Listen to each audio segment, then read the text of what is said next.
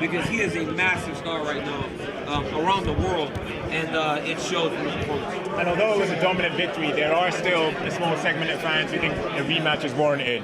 What's your thoughts on that? The rematch is wanted because of what happened after the fight.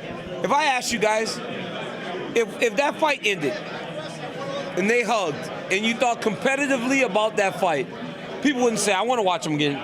But after all that, the bad blood, people go, I want to watch the fight. From a competitive standpoint, there really is no reason for them to fight again. But because of everything else around it, everyone wants it, and trust me, I will be there again to watch it because of everything that surrounds the fight. Conor, to me, is a great fighter, and I thought he fought well. I really did, because he limited the damage on the bottom. He actually defended takedowns well, but I just don't know if he can hurt Khabib enough to stop him from pursuing it. And that's where the matchup problem exists. He's a good boxer, but Khabib's not so bad that he just gets overwhelmed. And I don't think he can hurt him enough to stop him from just walking him down, pursuing him and taking him down, and eventually he's going to get tired. How does Tony feel? Took away the belt from you for the Jones fight? They talked to me about it, about the fight with Jones and Gustafsson. They also told me that if I decide to go back down and fight, I could fight for the belt again. Also, nothing changes for me, right? I go down and challenge. Say I defend this belt on Saturday, right?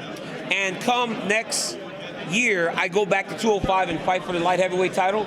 They say, well, you can't be in a situation where you're going to tie up two belts again. You have to vacate the heavyweight title. I still go into the light heavyweight championship with all championship language in my contract. So nothing really changes.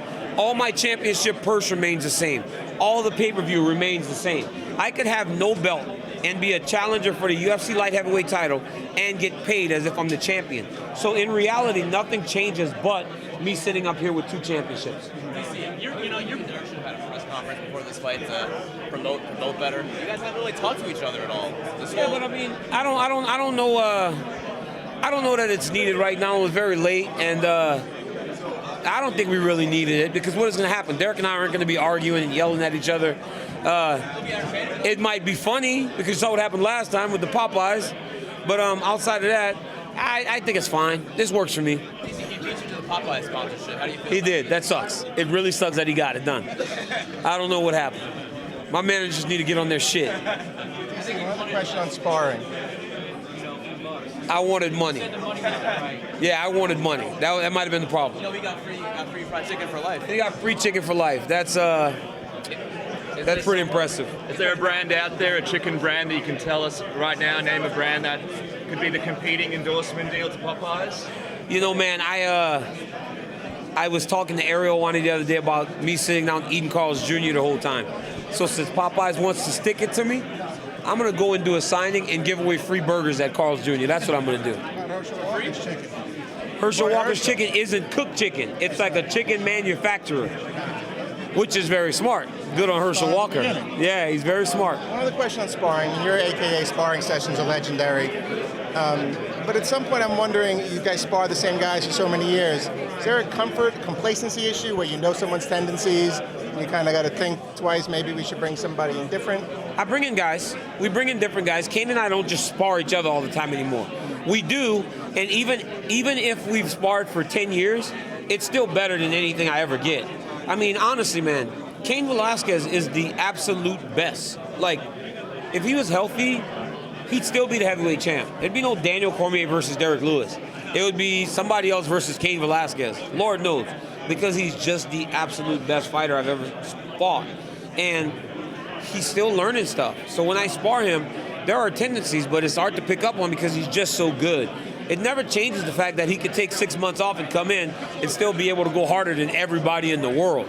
You know, that never changes. But we bring guys in, but for the vast majority of the time, I still just use the best fighter in the world, and that's Cain Velasquez. Cain coming back, DC? I think he's coming back. I don't know when, but he's going to come back, and he should come back because he's the best, and the heavyweight title's waiting for him. Brock Lesnar's eligible to return in January. How quick do you want to turn around, or are you just saving that for March and make that the retirement fight? I would fight in February as long as it doesn't coincide with the state wrestling tournament. You know, the Gilroy High School wrestling team We're ranked number 10 in the country right now, so we have a shot at a state title, and that's going to be my focus at the beginning of the year, is winning the state championships in the state of California. How about January 26th in Anaheim? January 26th in Anaheim. Is Brock eligible by then? Yep. He is, yeah. Well, he looks smaller on WWE right now. You see his face? He looks tiny, so yeah, maybe January 26th works. I think I may have a wrestling tournament that weekend, but we'll see. When you talk about Brock, you can see the excitement in your face. Is it nice to have a guy that there's no like real animosity towards? It's just like, oh, this is going to be fun. I like Brock. I mean, I really do. You know, like Brock just doesn't take your shit. Like Brock's not going to mess around with you. You know, but I like Brock. I mean, I've known him for a long time. I met Brock in 1998. You know, Cochinha. Brigadeiro. What is this? The candy I told you about. The candy. Yes. I made myself. You made it yourself? Yes. You know, I can't eat it right now. No, you said you can because I you can't. have room for having some. Yeah, but Ian, This is the chocolate evil. I've got this nutritionist named Ian that doesn't let me do anything. You know, he's Lockhart and Leaf guy. Just I'll one? try a piece. Okay. You're If my I was at best friend. 205, never. What if she's betting on Derrick Lewis? Can we trust her? Smart spy. Does this bring back the memories of the cake and chicken video from the MMA Awards? That's really good. Yes. It's really good. Eat one, Marundi. If I go down, you're going down with me. Chocolate? Thank you so much. It's really good. I'm a Eat it, Mark. All right, I'm eating it. Stop bullshitting. How good is that? I made myself. Oh, okay. It's good. Very good. It's so good. What do you see? Derrick said he's going to beat you by first round armbar. How do you feel about this prediction? How chocolate's so good made me start sweating again. I had cooled down. And you know what? Do you remember Anaisa? Anaisa, you throw a shoe. Yes, yes. to her. So, Yes. In the name of Anaisa. Oh, that's so good. It was good, right? That was good. Marundi, it was good, right, Marundi? Very good. You like that, huh? First round armbar. Frank Mir said he was going to break my arm too, right? Think about it, guys. Derrick has to knock me out. Like, I mean, really. That's how he wins a fight. And that's the only way he wins a fight. He doesn't win this fight in any other way, man. I fought everybody. You know, I fought everybody, and I just feel like if I fight my fight, I should win on Saturday. What do you think about the fact that he usually cuts a lot of weight for his fights, but for this one, he's actually eating healthy? We were just talking to him before. He said he actually didn't swallow the Popeye's chicken. He spat it out after he put it in his mouth. He's really taking this seriously. He's not cutting the 15, 20 pounds that he normally does, that he says drains him in all his fights. What kind of Derrick Lewis are you expecting? The best Derrick Lewis. But honestly, his size was probably going to be my biggest worry. So if he's a lot smaller, that's much better for me, honestly. So yeah, eat healthy. Get small as you can be. I've dealt with guys that are 265 before. Dealing with guys that are 290, 285 might be a problem. But if he's 270, yeah, I deal with that any day of the week. So yeah, it's actually to my benefit for him to be smaller. Do you see what I think of this trade from Ben Askren for Demetrius Johnson? They're trading people now. That was my first thought. Was like, wow, they're trading guys now. Like, what in the world? What alternate universe do I live in where there are actual trades in mixed martial arts? But I was kind of happy for DJ because I really do want to go back for more chocolates. That's good. I'm happy for DJ. I'm happy that he gets to go to a place where I feel he's going to be appreciated for all that he is. We're talking about one of the best mixed martial artists of all time that has been unbelievably underappreciated. And I'm so happy that he's going to get to experience a fan base that will love him for all the skill and the personality that he brings. That humble personality will be respected over in Asia.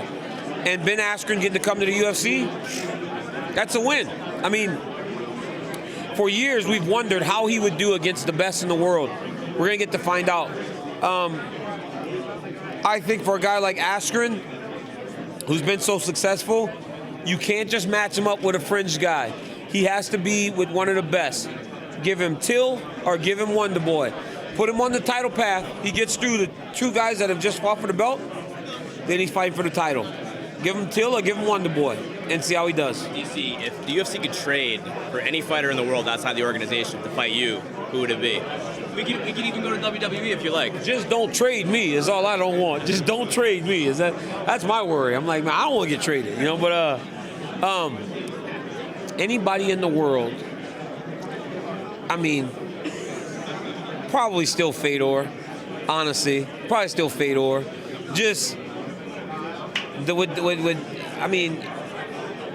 legend, the mystique, the pride that comes with competing against him would probably still be the guy that I would want to fight outside of the organization.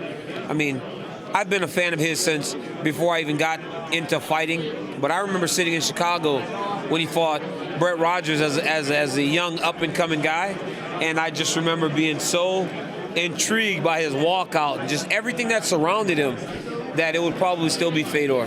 Bring him over and let's see how he does. Depending on how scheduling works out. I did.